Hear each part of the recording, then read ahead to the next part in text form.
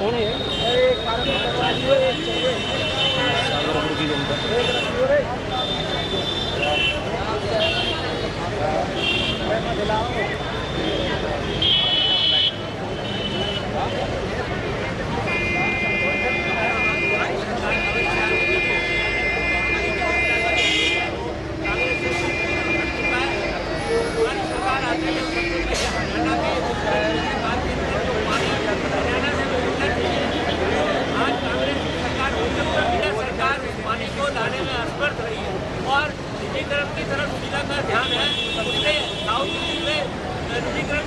एक private company को वापस पानी किया और जो दूसरों के माध्यम से पानी बेचा जाता है, तो हमारी सरकार आएगी तो हम सबसे पहले हरियाणा से पानी लाएंगे और यहाँ पर पानी की व्यवस्था ठीक तरह से हो जाए और जहाँ टैंकर नहीं है उसकी व्यवस्था बढ़ाएंगे। ये तो हमारी आवश्यकता है।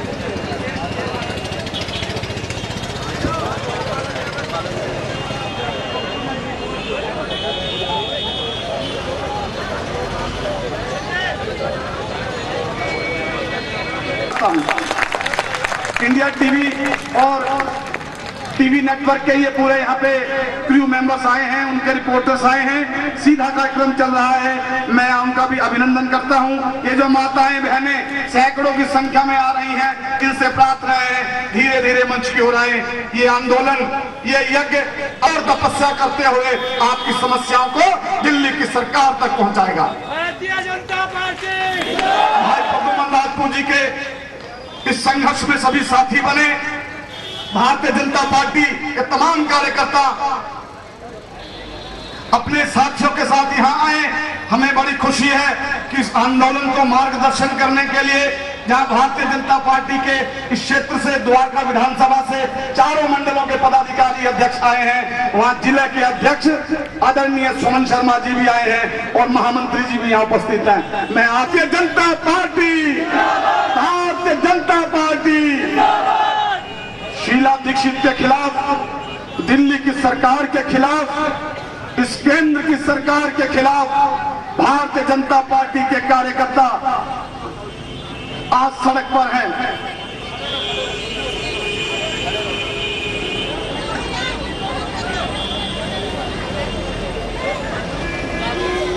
से प्रार्थना है जो पीछे हमारी बहनें खड़ी हैं अपने अपने स्थान पर बैठ जाएं। थोड़ी देर में भाई प्रद्युमन राजपूत जी स्वयं यहां संबोधन करेंगे।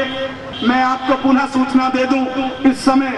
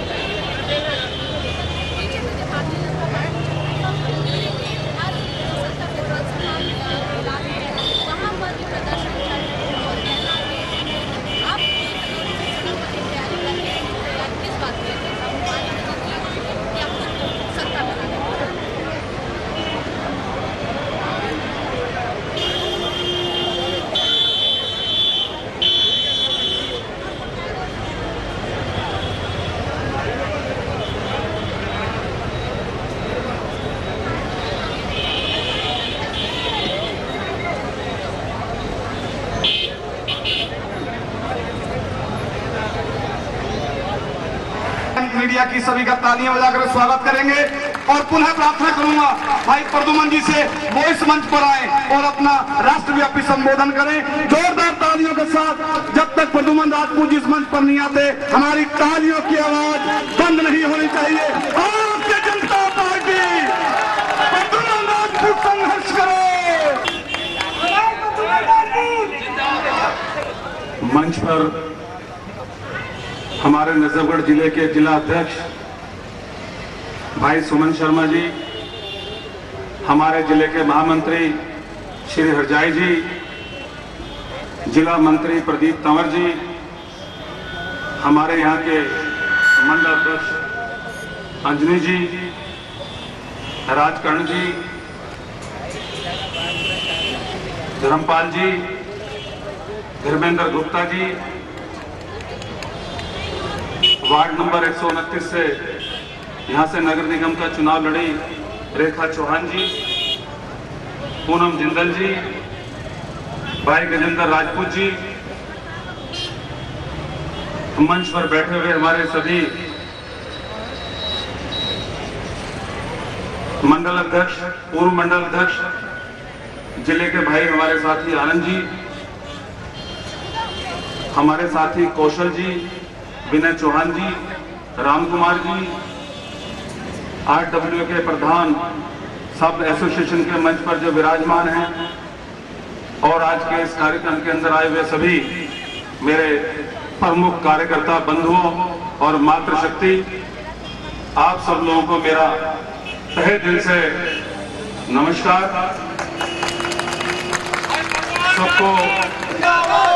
सबको मेरा नमन। Hello hello. बड़े बुजुर्गों के चरणों में नमन करते हुए अपनी बात शुरू करना चाहूंगा। मेरी ताकत मेरे कार्यकर्ता ही हैं, जिनके बल पर आज मैं 72 घंटे की भूख हड़ताल पर बैठा हूं। हेलो प्ले करूं क्या? Hello hello hello hello. आज भारत की राजधानी दिल्ली के अंदर दिल्ली के एक विधायक को 72 घंटे की भूख हड़ताल कर अपने कार्यकर्ताओं के साथ सड़क पर बैठना पड़े। आखिरकार ऐसी क्या नौबत आ गई? और मैं सोचता हूं दिल्ली सरकार के लिए इससे ज्यादा शर्म की और क्या बात हो सकती है।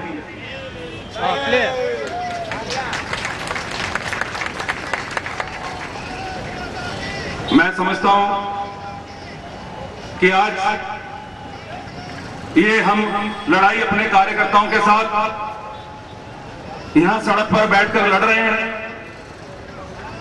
ये नौबत तब आई जब पिछले कई सालों से हम पानी के लिए प्रयास कर रहे हैं। मुझे जब से द्वारका विधानसभा के अंदर मेरे बड़े बुजुर्गों ने, मेरे कार्यकर्ताओं ने प्यार दिया, आशीर्वाद दिया, जिम्मेवारी दी, तभी से मेरा प्रयास रहा कि अपने विधानसभा क्षेत्र के अंदर पानी, सीवर, सड़कें, लाइट, सभी तरह की व्यवस्था चुस्त और दुरुस्त हो। इस विधानसभा का नाम द्वारका विधानसभा है और सारी यहां अनऑथराइज्ड कॉलोनी।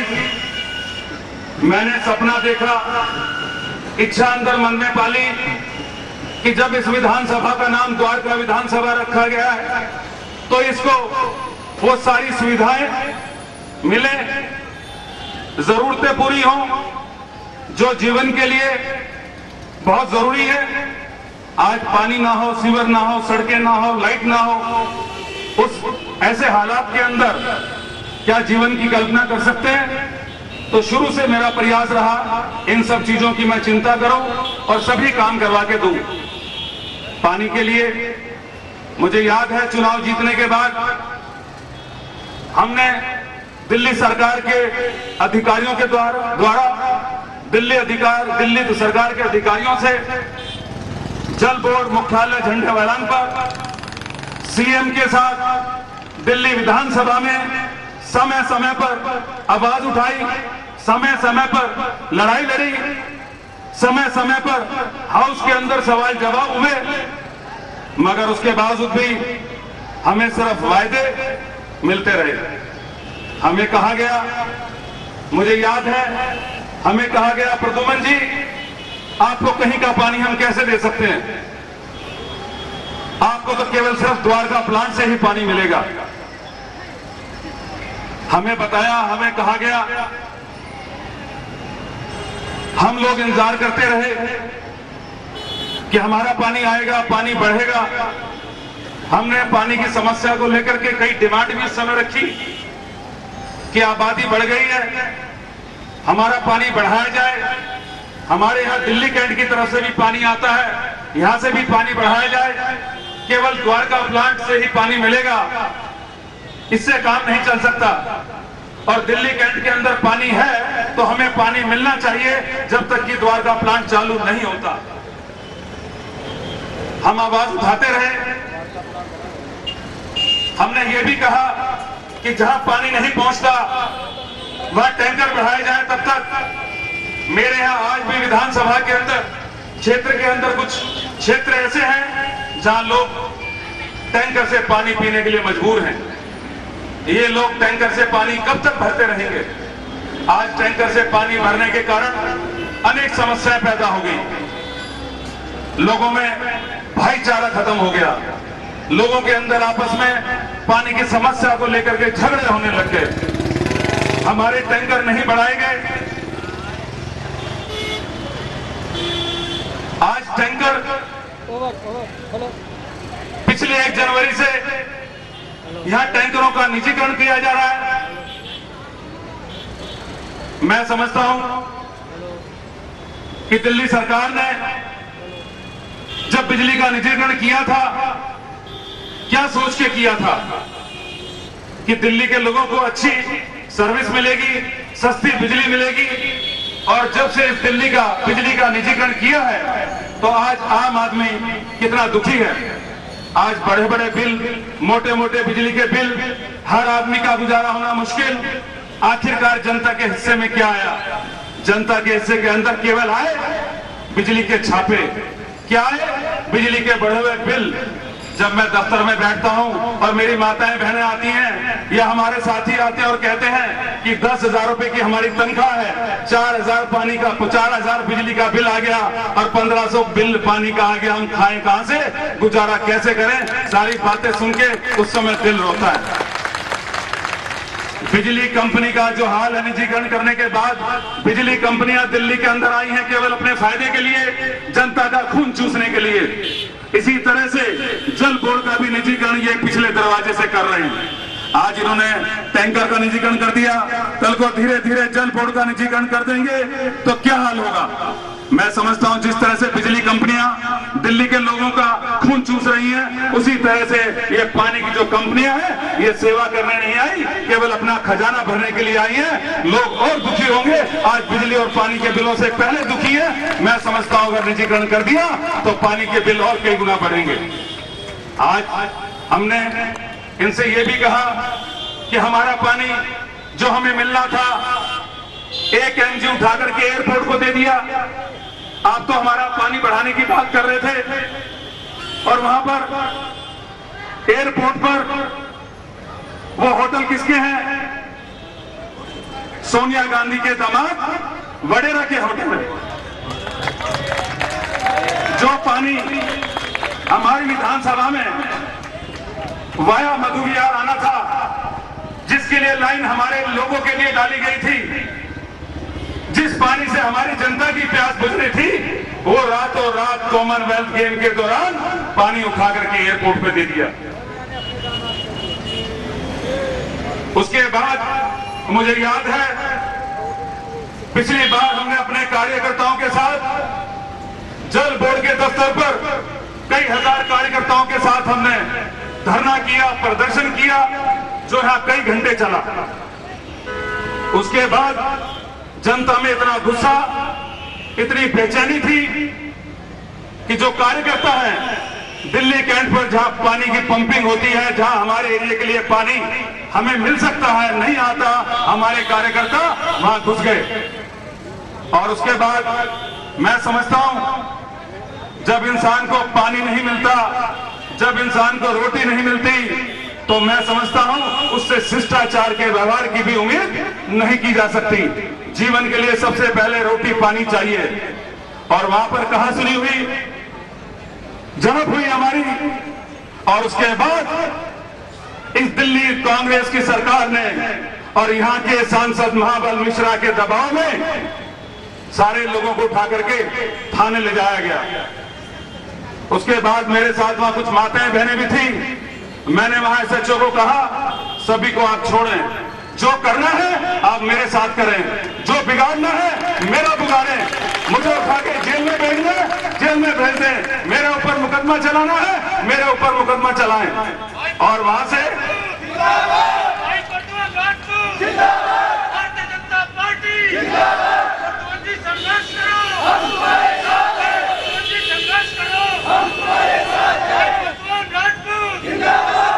उन माताओं बहनों को मैं छुड़वा करके थाने से मैं भी चला आया। रात को पता चला जल बोर्ड के अधिकारियों के ऊपर दबाव देकर के उल्टे सीधे बयान लिखवा करके मेरे खिलाफ एफआईआर दर्ज करा दी और 2 मुकदमे दर्ज करा दिए मेरे खिलाफ।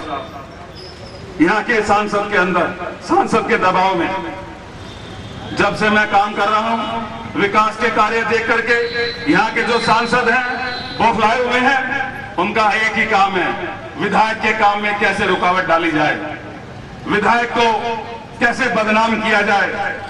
होना तो ये चाहिए कि जिस जनता ने यहाँ तुम्हें पार्षद बनाया, जिस जनता ने तुम्हें एमएलए बनाया, जिस जनता ने तुम्हें यहाँ सांसद बनाया, उसकी समस्याओं के लिए आप भी ऊपर जो लड़ाई लड़ सकते हैं वो भी लड़ाई लड़े, मैं भी लड़ाई लड़ूं, ताकि इस द्वारका विधानसभा की जनता को सारी सुविधाएं प्राप्त हों। बजाय उसके सिर्फ एक ही काम, केवल पुत्र मोह, केवल पुत्र मोह। मेरे भाई की वाइफ यहां से पार्षद बन जाए, मेरे परिवार के रिश्तेदार की दूसरी पत्नी, साली भतीजे की वाइफ यहां से काउंसलर बन जाए, मैं खुद एमपी, और उसके बाद आने वाले टाइम में मेरा बेटा यहां से एमएलए हो जाए। सिर्फ एक ही, केवल परिवार, केवल घर का ही, केवल घर की कैबिनेट चाहिए, और उसके पीछे सिर्फ एक ही मंशा कि एमएलए को बदनाम करोगे और यहाँ ताकि मेरे को अपने बेटे को लाने में, चुनाव लड़ाने में सुविधा हो, केवल एकमात्र मंशा। मैं समझता हूं आज यहाँ के सांसद को केवल कोई काम नहीं सिवाय इस बात के प्रॉपर्टी कैसे हथियाई जाए, कब्जे कैसे किए जाए। अभी पिछले दिनों यहाँ मीडिया के बंधु आज तक के आए हुए हैं, उन्होंने सबसे पहले आपके चैनल पर लगभग 100 करोड़ का घोटाले का उजागर आपके चैनल के द्वारा किया था। इसके लिए मैं आज तक के टीम को बधाई देता हूं कि उन्होंने सच्चाई का सामना रखा। वरना जिस तरह से ये महाबली बने हुए हैं, जिस तरह से भू माफिया बने हुए हैं, जिस तरह से जमीनों पे कब्जे कर रहे हैं, और जिस तरह से सारा मीडिया को दबाना, मीडिया पे दबाव बनाना, लोगों की, जनता की आवाज को दबा देना, मैं समझता हूं आज के समय में आज तक ने बड़ा सराहनीय कार्य किया। इसके लिए मेरी तरफ से और हमारे कार्यकर्ताओं की तरफ से आपको बहुत बहुत बधाई। मैंने यहाँ विकास के कार्य अनऑथराइज कॉलोनी के अंदर करवाए, कई बार मैंने उनके टेंडर करवाए, लेकिन उन्होंने कई बार उस टेंडर को रुकवाने का प्रयास किया। दिल्ली सरकार के अंदर दिल्ली सरकार के मंत्रियों को साथ लेकर के विकास के कार्य रुकवाए, और मैंने पिछले नगर निगम से पहले चुनाव के अंदर कार्य कराने थे। उस समय इन्होंने जो अड़ंगे डाले, उस समय जनता के बीच में मैंने जाके कहा आपको चिंता करने की जरूरत नहीं है, ये मेरे काम केवल देरी से करा सकते हैं, थोड़े लेट करा सकते हैं, आपकी ताकत मेरे साथ है, मुझे कहीं तक भी जाना पड़ा मैं काम करा के दूंगा। अभी पिछले दिनों हमने लगभग 9 करोड़ की लागत से, लगभग 4.5 करोड़ की लागत से 129 वार्ड में और 4.5 करोड़ की लागत से 130 नंबर वार्ड के अंदर हमने विकास कार्य कराए।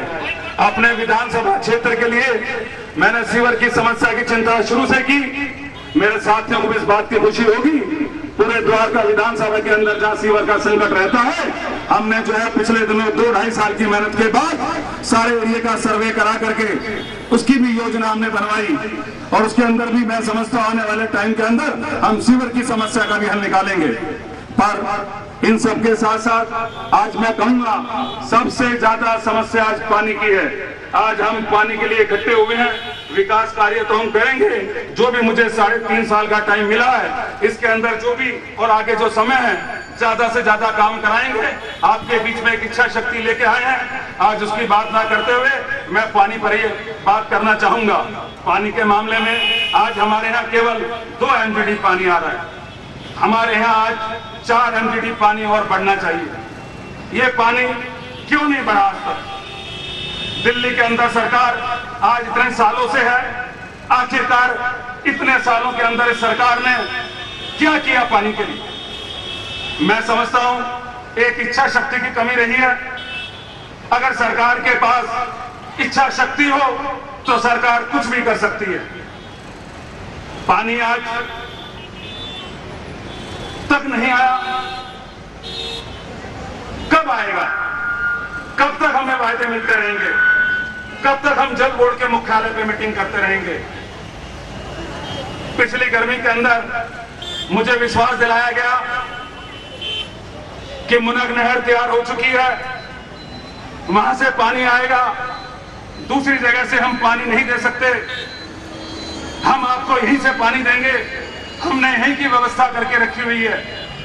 आप प्रद्युमन राजपूत जी इतने समय तक रुके हो, आप केवल अगली गर्मी तक और रुक जाओ।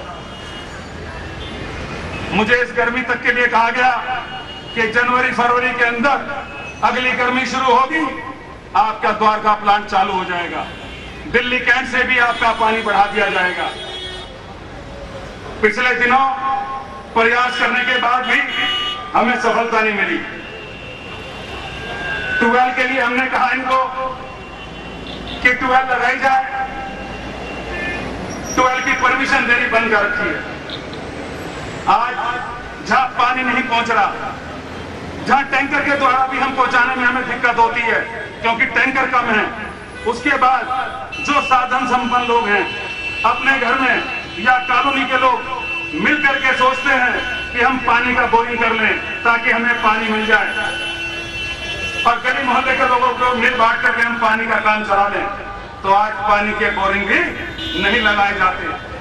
आज पानी के बोरिंग का काम शुरू किया जाता है तो पुलिस वाले वहां पहुंच जाते हैं। हम लोगों ने दिल्ली विधानसभा के अंदर भी खूब आवाज उठाई कि जब दिल्ली सरकार पानी नहीं दे सकती, पानी की व्यवस्था नहीं कर सकती, तो ये ऐसे कानून का क्या फायदा? ये कानून तभी लागू होने चाहिए जब लोगों को पानी दिया जा सके। अगर आप लोगों को पानी नहीं देंगे तो जनता अपने हाथ में कानून लेकर के, मैं समझता हूं प्यासे को तो पानी चाहिए। प्यासा आदमी तो कहीं भी कुछ भी कर गुजर सकता है।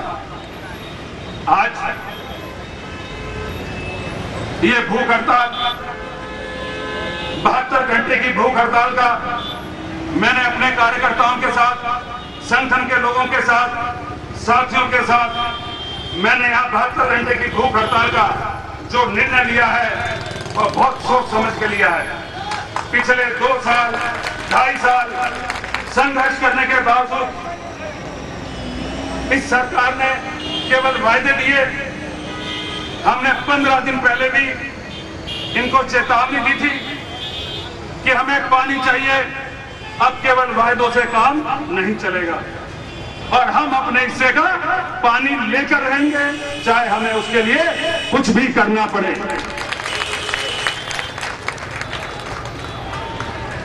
आज उसी कड़ी के अंदर यहां हमने भूख हड़ताल रखी है। ये सांकेतिक भूख हड़ताल है। हमारी डिमांड है कि द्वारका प्लांट जल्दी चालू किया जाए। हमारी डिमांड है दिल्ली कैंट से जो पानी हमें मिल सकता है वो पानी हमारा बढ़ाया जाए, और जिस क्षेत्र के अंदर पानी नहीं पहुंच रहा वहां तुरंत हमारे टैंकर बढ़ाए जाएं, और उसके बाद हमें ट्यूबवेल लगाने की परमिशन भी दी जाए। और जिन कॉलोनी के अंदर पानी नहीं आता, उन कॉलोनियों के अंदर जो पानी के बिल आते हैं वो बिल उनके माफ किए जाने चाहिए।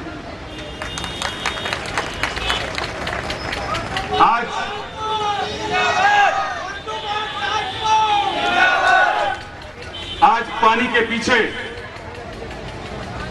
कितनी परेशानियां हो सकती हैं, मैं समझता हूं। जहां पानी आता है, जिनको पानी मिलता है, वो अंदाजा नहीं लगा सकते। मेरे यहां दफ्तर के अंदर जब सुबह मैं अपने ऑफिस में बैठता हूं और जब मेरी माताएं बहनें और हमारे यहाँ के लोग मेरे पास दफ्तर में आते हैं और ये कहते हैं कि जी हमारे यहाँ पानी गंदा आ रहा है, पानी का दबाव नहीं। जब जब पानी कम आता है तो गंदगी साथ आने लगती है, घर में बीमार हो गए, पीलिया हो गया। और जब घर के लोग सारे गंदा पानी पी रहे हैं तो अगर सारे घर के लोगों को धीरे धीरे करके पीलिया हो जाए तो उस परिवार की क्या हालत हो सकती है, आप अंदाजा लगा लीजिए। जो मेरी माताएं बहनें रात के 2-2 बजे तक, 3-3 बजे तक पानी के चक्कर में जाती हैं कि चलो पीने का पानी आ जाए, 2 दिन, 4 दिन, 6 दिन, 8 दिन के बाद उनकी भी तबीयत खराब होने लगती है।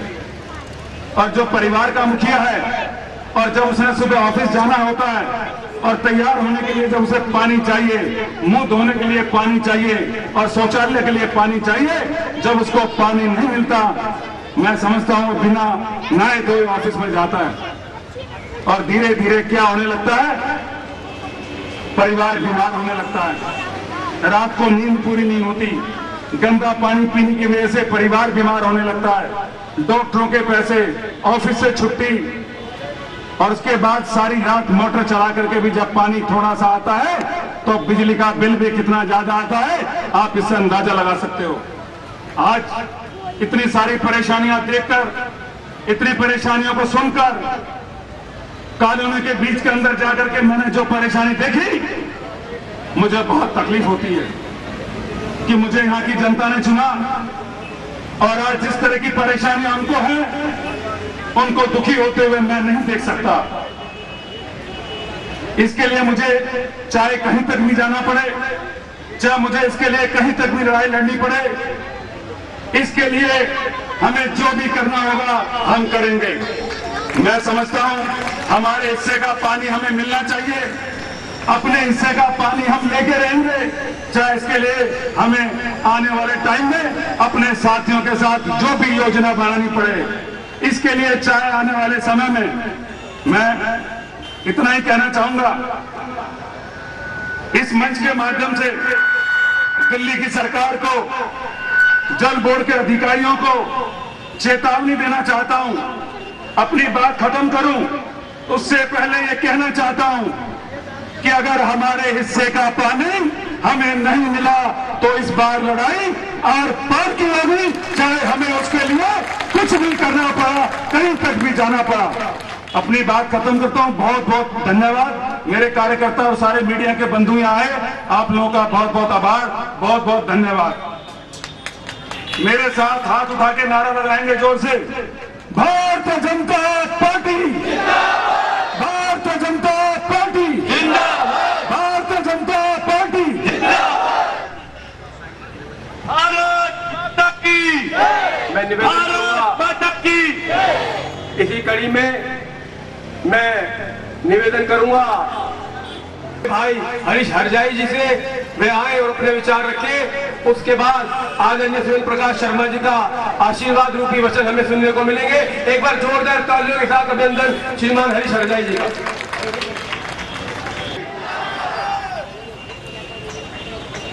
कई साल से हम ये बात कर रहे हैं, कई बार बात करने के बाद केवल वायदे। मुझे याद है पिछली बार जल बोर्ड मुख्यालय में मेरी जब बात हुई, मुझे इस बात के लिए एश्योर किया गया, मुझे कहा गया कि द्वारका प्लांट आपका हर हालत में प्रद्युमन जी फरवरी-मार्च में हम चालू करा देंगे। उसके बाद भी पिछली गर्मी निकल गई और दूसरी गर्मी आ गई, आज तक चालू नहीं हुआ। और आज भी कोई ये बताने के लिए तैयार नहीं है कि द्वारका प्लांट कब चालू होगा।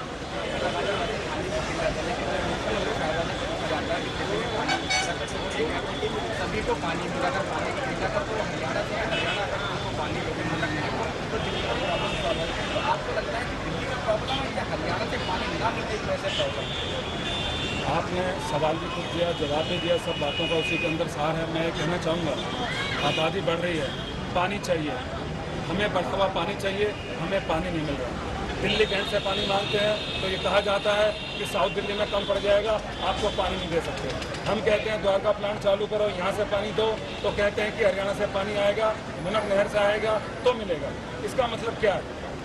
यहाँ हमें पानी नहीं मिल रहा, द्वारका प्लांट चालू नहीं हो रहा, ये तो दिल्ली सरकार तय करे हमें पानी कहाँ से देगी। पर जो हमें कहा जा रहा है, जो हमें वादे किए जा रहे हैं, हम तो वही बात कर रहे हैं उनसे। लेकिन जिम्मेदारी आपके अगर इलाके की बात की है तो आपके इलाके के जो लोग हैं उन्होंने आपको चुनकर भेजा, आपकी जिम्मेदारी है लोगों को पानी तक पहुँचाने की। उसके लिए चाहे अब आप प्राइवेट टैंकर का यूज़ करें या फिर किसी और तरीके का यूज़ करें, तो आपकी जिम्मेदारी है, लोग आपको हम लोग अपने एरिया के अंदर जो जो करा सकते हैं वो हम करा रहे हैं। उसके लिए अंदर एरिया के अंदर हमें लाइन डलवानी हो या और जो जो व्यवस्थाएं करवानी हो वो हम कर रहे हैं, प्रयास कर रहे हैं। पर आप ये देखिए कि गर्मी जैसे जैसे बढ़ी वैसे वैसे हालत खराब है। आज भी मेरे यहाँ 3-4 इलाके कैलाशपुरी एक्सटेंशन महावीर निकले वैसे है कि लोग पानी के टैंकर का पानी पीने का मजबूर है। दिल्ली देश की राजधानी है, कब तक टैंकर से वो पानी पीते रहेंगे? कब तक पानी वो इंतजार करेंगे कि हमारी टूटी के अंदर पानी आएगा? कब तक हम उनका आश्वासन देते रहेंगे? कई सालों से ऐसा चल रहा है। हमें हमारे हिस्से का पानी चाहिए, हमारे हिस्से का पानी एयरपोर्ट को भी काट के दे दिया गया। वो पानी हमारे हिस्से को मिलना था, उससे हमारे हिस्से की परेशानी खत्म होनी थी हमारी। इन कई चीज़ों को लेकर के आज यहाँ भूख हड़ताल पे बैठे हैं। हमारे हिस्से का पानी जो एयरपोर्ट दिया गया वो भी हमें मिल जाता तो मैं समझता हूँ हमारी कुछ राहत हमें मिली होगी। क्या चुनावी साल में जो दिल्ली का मुद्दा होगा पानी को लेकर आपको पानी का चुनावी मुद्दा बनाएंगे? मैं समझता हूँ कि आज कांग्रेस की सरकार के लिए एक मुद्दे नहीं है। आज महंगाई से लोग परेशान, भ्रष्टाचार से परेशान, बिजली के बढ़े हुए बिल से परेशान, पानी के बिलों से परेशान, पानी की किल्लत से परेशान। आप कोई भी चीज़ लगा लीजिए, खाने की पीने की हर चीज़ महंगी और हर आदमी दुखी और हर आदमी त्रस्त है इस समय। बहरहाल देखिए चुनावी साल है, ऐसे में जो वोटर्स हैं वो अपने जो एमएलए की प्यास बुझाना चाहते हैं वोट के जरिए, और एमएलए चाहता है कि जो लोग हैं वो उनकी प्यास पानी के जरिए बुझा सके। कैमरामैन सुनील के साथ अनिल सिंह, दिल्ली। मैं निवेदन करूंगा सुमन प्रकाश शर्मा जी, श्री R.K. एडम जी जिला उपाध्यक्ष, भाई प्रदीप तंवर जी जिले में मंत्री, राकेश प्रजापति जी, मेरे इस विधानसभा के चारों मंडल अध्यक्ष, मेरी इस विधानसभा से लड़े हुए सभी प्रत्याशी, मेरे इस विधानसभा के पूर्व मंडल अध्यक्ष, सभी कार्यकर्ता बंधुओं, मेरी माताओं बहनों व बुजुर्गों, मैं सबके चरणों में नमन करता हुआ अपनी बात शुरू करता हूं। दिल्ली के अंदर पानी का संकट ऐसा विषय नहीं है कि कोई ना जानता हो। अभी कह रहे थे कि शीला दीक्षित मस्त है और जनता त्रस्त है, ये बात बिल्कुल सच है। अभी कौशल जी कह रहे थे कि शीला दीक्षित ऐसी हाल के अंदर सोई हुई है और भाई प्रद्युमन राजपूत जी यहाँ कड़कती धूप के अंदर जनता के लिए तड़प रहे हैं, जनता को पानी कैसे मिले। कौशल जी मैं बताना चाहता हूं, शीला दीक्षित का जाना अब तय है, वो सोई हुई नहीं है, वो हिसाब कर रही है कितना किससे माल कितना आएगा, इस चुनाव से पहले आ जाए क्योंकि मेरा अब जाना तय है। दोस्तों, मुझे याद है 1993 के अंदर जब दिल्ली का शहर भारतीय जनता पार्टी का मुख्यमंत्री मदन लाल खुराना बना, अभी एक मीडिया कर्मी पूछ रही थी सुमन जी से कि जब आप सत्ता में आओगे आप पानी कहां से लाओगे। मैं कहता हूं इच्छा शक्ति होनी चाहिए, अगर इच्छा शक्ति होगी तो सभी काम संभव होंगे। मैं बताना चाहता हूं, जब खुराना जी मुख्यमंत्री बने, उन्होंने हरियाणा के मुख्यमंत्री को कहा अगर तू भजन लाल है तो मैं भी मदन लाल हूं, जब तक मैं दिल्ली को पानी नहीं दूंगा वीआईपी के एरिया को पानी नहीं जाएगा, तेरे प्राइम मिनिस्टर को पानी नहीं जाएगा। उस भजन लाल को नतमस्तक होना पड़ा और दिल्ली के अंदर आकर उसने समझौता किया, पानी का समझौता हरियाणा से हुआ। दोस्तों, इच्छा शक्ति होनी चाहिए, कोई विजन होना चाहिए। भारतीय जनता पार्टी की सरकार ने उस समय तय किया टेम्परेरी आधार पर हम टैंकर की व्यवस्था करेंगे। दोस्तों, इन्होंने आधार बना लिया, इसमें वो माफिया लगा दिए, अपने टैंकरों की खोजें लगा दी, पानी को बिजनेस बना लिया, पानी की बोतलें इन टैंकरों से भरी जाने लगी। दोस्तों, जब तक आप जनता की नहीं सोचोगे तो आप सत्ता में नहीं रह पाओगे, आपका जाना तय है। अभी प्रद्युमन जी बता रहे थे कि द्वारका का पानी जीजा जी को दे दिया। मैं कहना चाहता हूं द्वारका विधानसभा के लोगों से कि इस जीजा जी से पंगा लेना कांग्रेसियों के हाथ में नहीं है। अगर आप पानी चाहते हो तो द्वारका विधानसभा से, पश्चिमी लोकसभा से इन कांग्रेसियों को बुलाना होगा, भारतीय जनता पार्टी के नुमाइंदों को यहां पर लाना होगा, क्योंकि जीजा से पंगा लेने का दम इन कांग्रेसियों के अंदर नहीं है। किसी भी कांग्रेसी के अंदर हिम्मत नहीं है कि जीजा से जाके पंगा ले लेंगे। तो दोस्तों, यहां से इन कांग्रेसियों को बढ़ाना होगा, पहल करने के लिए निकलेगा तो आपको पता लगेगा कि भारतीय जनता पार्टी के कार्यकर्ता किस विजन के साथ काम करते हैं।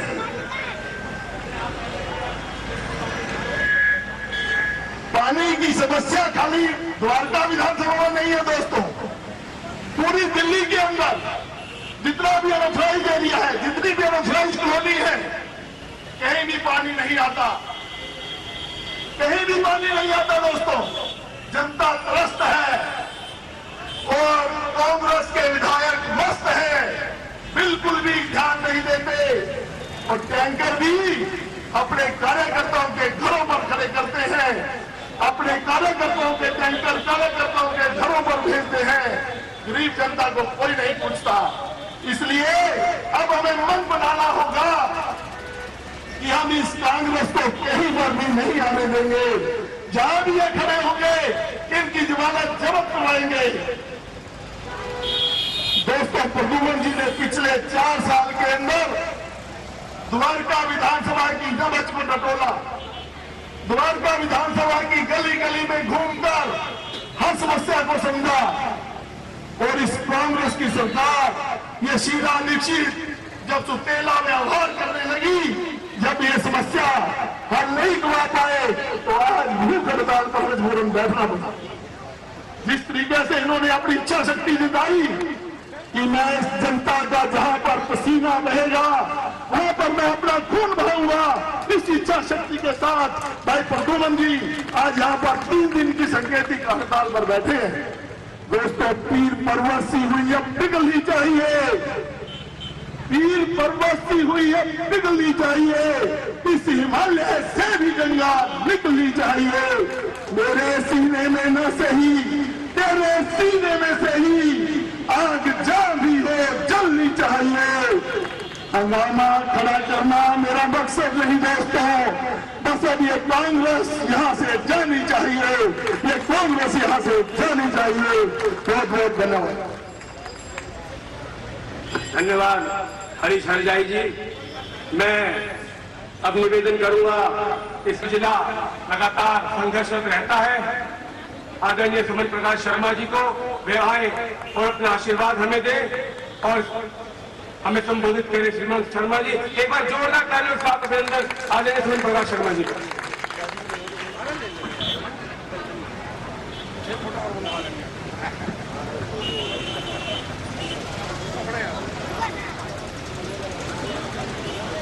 जिला नजफगढ़ के 5 विधानसभाओं में से एक विधानसभा के बहुत ही जुझारू कर्मठ युवा विधायक, जिन्होंने विधायक बनने के बाद क्षेत्र के अंदर विकास की झड़ी लगा दी। ऐसे मेरे विधायक पटुबर राजपूत जी, जिला नजरगढ़ के महामंत्री हरीश हरजाई जी, उपाध्यक्ष आर.के. आनंद जी, मंत्री बहुत दिन हुआ मेरे सहयोगी प्रदीप तंवर जी, राकेश प्रजापति जी, द्वारका विधानसभा के चारों नवनिर्वाचित मंडल अध्यक्ष, पूर्व मंडल अध्यक्ष, यहाँ से निगम का चुनाव लड़ी मेरी छोटी छोटी दो बहनें रेखा जी और पूनम जी, सभी जिले के मंडलों के पदाधिकारी, पूर्व मंडल अध्यक्ष और मेरी मातृशक्ति। बंधुओं, हम याद करते हैं कि 1993 के अंदर तब दिल्ली की जनता ने भारतीय जनता पार्टी को नेतृत्व सौंपा था और पहली बार दिल्ली विधानसभा का गठन हुआ था। उस समय हमारे मुख्यमंत्री के रूप में आदरणीय मनोहर खुराना जी काम कर रहे थे और उसके बाद साहब सिंह वर्मा जी ने, दोनों ने मिलकर जो विकास की छड़ी लगाई थी वो 15 साल में कांग्रेसी सरकार आज तक पूरी नहीं कर पाई। जो मेट्रो का मुद्दा उन्होंने शुरू किया, आज भी वो मेट्रो का विकास हो रहा है। उन्होंने जो विकास के जितने भी बड़े बड़े काम, यूनिवर्सिटी, हॉस्पिटल के निर्णय लिए थे, वही निर्णयों के ऊपर कांग्रेस सरकार काम कर रही है। परंतु जब हम ध्यान करते हैं कि कांग्रेस ने भी अपने मैनिफेस्टो में कुछ निर्णय लिए थे, बंधुओं मैं आपको बताना चाहता हूं कि ये कांग्रेस की सरकार आई कैसे। हमारे पहले 5 साल के अंदर जो कि दिल्ली की जनता ने भारतीय जनता पार्टी की विकासपूर्ण मंत्रिमंडल को हटाकर कांग्रेस की सरकार को स्थापित इसलिए किया, आवश्यकताओं में सबसे पहले ही आवश्यकता पानी रहती है। बंधु, ये पानी का मुद्दा कोई नई मुद्दा नहीं था। अभी हरीश जी बता रहे थे कि जल शिक्षा जब निश्चय होता है तो जीवन में असंभव चीजें भी संभव हो जाती है। और ये पानी, हमारे देश के अंदर पानी की कोई कमी नहीं है, ये पानी की कमी पैदा की जाती है। और पानी की पैदा क्यों की जा रही है? क्योंकि ये कांग्रेस की सरकार भ्रष्टाचारी सरकार है। कांग्रेस की सरकार को घोटालों से फुर्सत नहीं है, वो पानी के माध्यम से भी घोटाले करना चाहती है। शीला सरकार ने ये पानी की कमी को जाहिर कर टैंकरों की राजनीति पैदा खड़ी कर दी, टैंकर माफिया खड़ा कर दिए। हजारों लाखों रुपए का रोज पानी सरेआम बाजार में बिक रहा है। ये दिल्ली सरकार को चाहिए था, शीला सरकार को चाहिए था कि ये पानी का जो निजीकरण हो रहा है इसको रोकना चाहिए था। ये जो व्यवस्था बिगड़ रही है पानी की, इसको कंट्रोल करना चाहिए था। ये कंट्रोल करने में फेल हो गई। जब हम बात करते हैं कि जो मूरत लहर की बात करते हैं और जो हरियाणा से यमुना नदी आ रही है, केंद्र के अंदर हमारी कांग्रेस की सरकार है, दिल्ली के अंदर हमारी कांग्रेस की सरकार है। क्यों नहीं ये कांग्रेसी सरकारें बैठकर निर्णय लेती? और दिल्ली हमारी राष्ट्र की राजधानी है। जब राष्ट्र की राजधानी में पानी उपलब्ध नहीं होगा तो देश पूरे वर्ल्ड के अंदर क्या संदेश जाएगा? इस बात की इनको चिंता नहीं है। इनको तो चिंता केवल और केवल अपने तिजोरियां भरने की है। चारों तरफ घोटालों से, भ्रष्टाचारों से लिप्त ये कांग्रेस की सरकार और ये शीला सरकार निजीकरण की तरफ भाग रही है।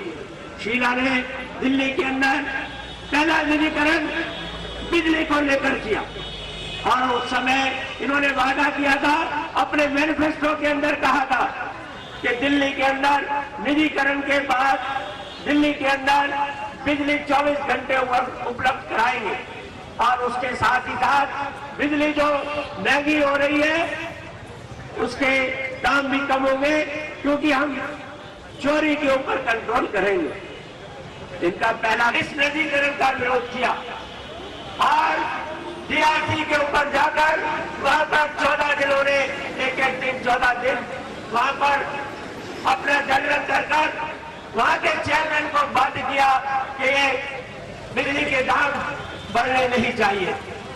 परंतु शीला ने वहां पर भी हेराफेरी करते हुए उस चेयरमैन को वहां से हटा दिया और नया चेयरमैन नियुक्त किया और नया चेयरमैन नियुक्त करने के बाद में उन्होंने अकाउंट कमेटी के माध्यम से हेराफेरी कर ये सिद्ध किया कि ये प्राइवेट कंपनियों को घाटा हो रहा है और दिल्ली की जनता के ऊपर इन्होंने 43% जो है दिल्ली के बिजली के बिल बढ़ा दिए। और आज ये हालत है कि जो एक गरीब 200-300 रुपए का बिल उसका बिजली का आता था वो 2-3 हजार रुपए का आता है। जो एक मजदूर 3,000 रुपए महीना कमाने वाला वो 3,000 बिजली का बिल कहां दे, कैसे देगा? उसी तर्ज के ऊपर शीला ने पानी के ऊपर भी राजनीति करने निजीकरण करने का कदम उठाया। शीला ने साउथ के अंदर एक प्राइवेट कंपनी के माध्यम से एक प्राइवेट कंपनी को बिजली की कुछ जगह के अंदर निजीकरण कर दिया है और वो प्राइवेट कंपनी